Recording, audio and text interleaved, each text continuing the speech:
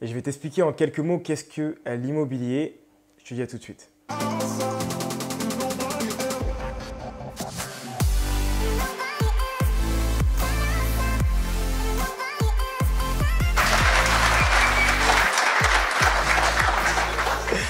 Plus sérieusement, salut à toi ambitieux, salut à toi ambitieuse et bienvenue sur cette chaîne qui est la tienne. Je me présente, moi je m'appelle Roméo, je suis courtier en prêt immobilier, je suis également accompagnateur dans le cadre de l'immobilier, investisseur à titre personnel et marchand de biens. Et l'objectif de cette chaîne, c'est de donner un bon coup de pied aux fesses, de manière à ce que tu puisses te lancer dans l'immobilier et que tu n'aies plus aucun prétexte de le faire. Donc sur cette chaîne, il y a deux règles. La première, c'est de passer à l'action. Et la deuxième, c'est que si tu ne passes pas à l'action, c'est de partager la vidéo à quelqu'un qui souhaite et qui est sur le point de passer à l'action. Parce que c'est simple, il y a beaucoup trop d'infos sur Internet et sur YouTube. Et là, on essaie vraiment d'aller à l'essentiel.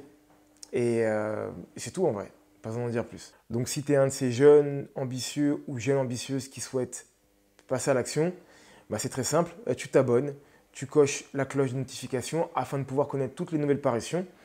Et tu partages à un maximum de monde parce que c'est ce qui me permet de pouvoir grandir. Merci à vous, on ne cesse de grandir. On va bientôt atteindre les 1500 abonnés et surtout ça sans pub. Donc un gros merci à vous. On continue comme ça. Merci pour la force et on va continuer à avancer. Donc aujourd'hui, on va être sur un format qui va être spécial sur cette vidéo et les prochaines aussi qui vont arriver. Ça va être les essentiels de l'immobilier. Qu'est-ce que c'est les essentiels de l'immobilier? Tu connais l'objectif de ma chaîne, c'est de te permettre de te lancer, de donner un coup de pied aux fesses. D'accord? Et c'est aussi d'essayer d'être le plus clair possible parce qu'il y a un tas d'informations qui circulent sur Internet et notamment sur YouTube. Et je ne te parle pas de la véracité de ces informations, est-ce qu'elles sont vraies ou pas, peu importe. Ce n'est pas ça le débat, c'est qu'on finit par s'y perdre.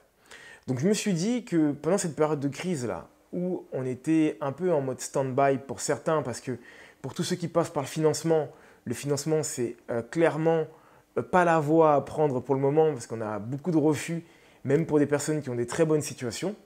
Donc je me suis dit, est-ce qu'il ne serait pas opportun justement de revoir ces classiques, comme on dit en boxe, revoir ses gammes, connaître ses gammes, et faire en sorte que quand le moment viendra où il faudra remonter sur le ring pour continuer l'image de la boxe, on sera prêt, on sera déjà avisé à savoir ce qu'il faut et on aura la direction qu'on souhaite prendre. Donc, c'est pour ça que j'ai décidé de faire des micro-formats. Ça va être le plus court possible.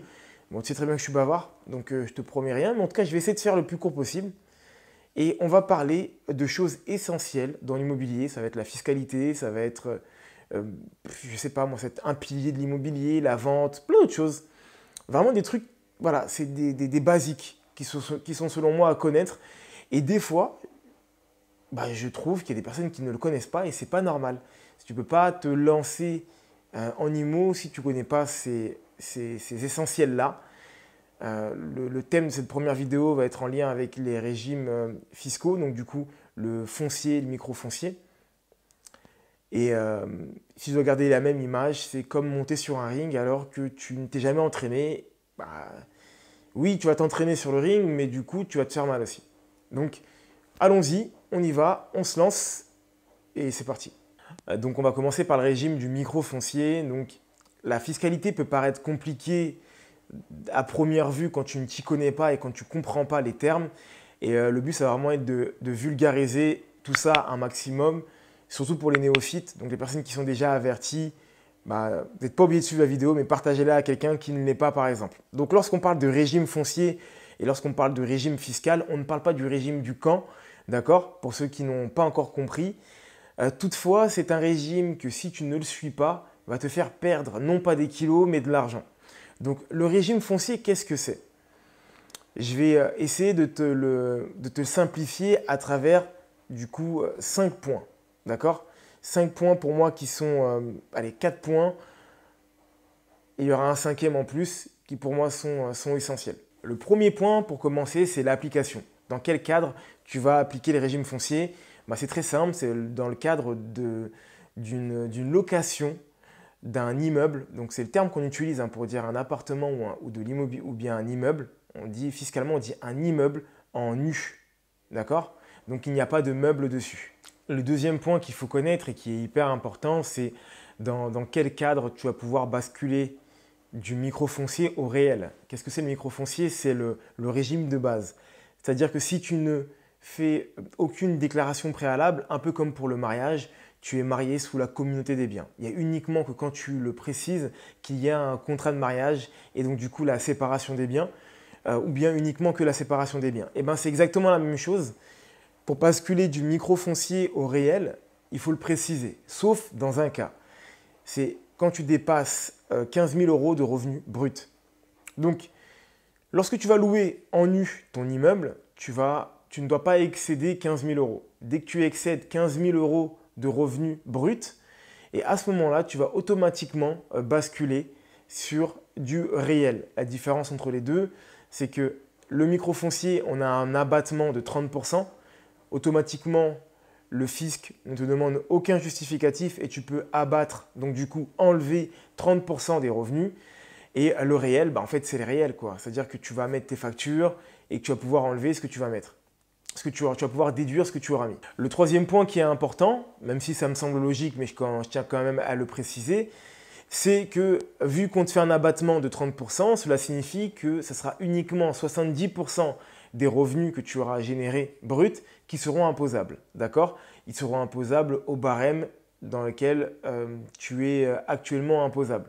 Bon, c'est plus compliqué que ça, mais on va simplifier comme ça. C'est-à-dire que si tu es à 11%, ils seront imposables à hauteur de 11%. Bien sûr, tu auras tout ce qui va être cotisation sociale. Okay? Ça, on en parlera dans une autre vidéo pour entrer plus en détail par rapport à ça.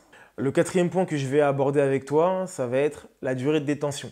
Il faut savoir que lorsque tu vas faire ce qu'on appelle du déficit foncier, mais ça on en parlera dans une autre vidéo, tu vas devoir du coup garder ton bien en détention pendant au moins 3 ans minimum. D'accord? Donc il faut vraiment avoir une réflexion lorsque tu décides de faire des travaux.